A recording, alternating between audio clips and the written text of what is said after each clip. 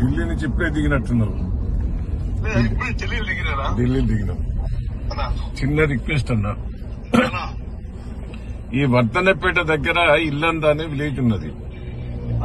SRSP 282 ఆ gate వదిలితే ఆకేర్ బాగ్ లో పడుతుంది.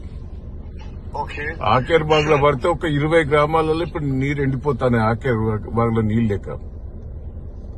అంటే మరి SRSPలో నీళ్ళు తక్కువ ఉన్నాయి. ఇట్లా ఒక్క 5 రోజులు వదిలిపెడితే చాలే, అందులో నీళ్లు ఉంటే చాలు. ఒకసారి మన అనిల్ ఈఎన్సీ చెప్తారా? ఈఎన్సీ అనిల్ కా నేను మాట్లాడతాను. ఆయన రాయించండి సరే అన్న.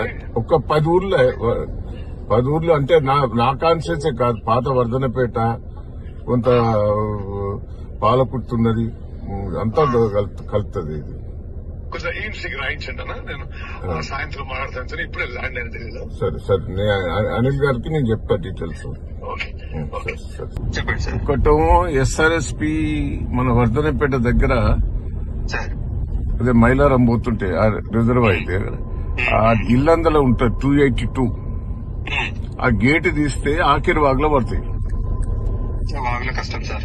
అంటే నేను ఒక్క నిమిషం, మేము 3 సార్లు తీయించినాం. పోయినసారి తీసినా, అంతకుముందు తీసినా ఇట్లా ఎండిపోతున్నాయి.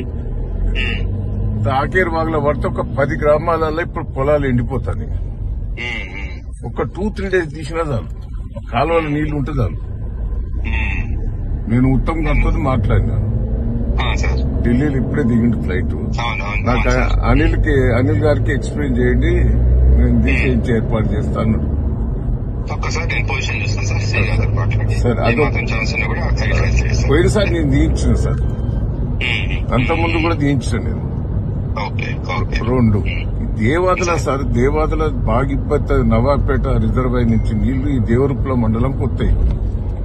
పాలకుర్తి మండలం 2 మొత్తం ఎండిపోతాడు. పోయినసారి సిస్టమేటిక్ గా చేసినా, మరి ఈసారి ఎందుకైతుందో అర్థమవుతుంది. అక్కడ కొంచెం 4-5 రోజులు కొద్దిగా పంపులు ట్రబుల్ ఇచ్చినాయి సార్. అక్కడ దాంతో కొద్దిగా ప్రాబ్లం అవుతుంది. ఆ పంపులు ఇచ్చినాయి కరెక్టే సార్. తర్వాత మళ్ళీ రికవరీ అయినాయి. మీరు వాళ్ళకి పైసలు పేమెంట్ చేసిందట. మళ్ళీ అన్ని వస్తలేవు. కొద్దిగా స్పీడప్ చేయండి. అది కూడా చెప్తాను సార్. అది ఇది ఒకటి 2 ఎండిపోతాయి బాగా.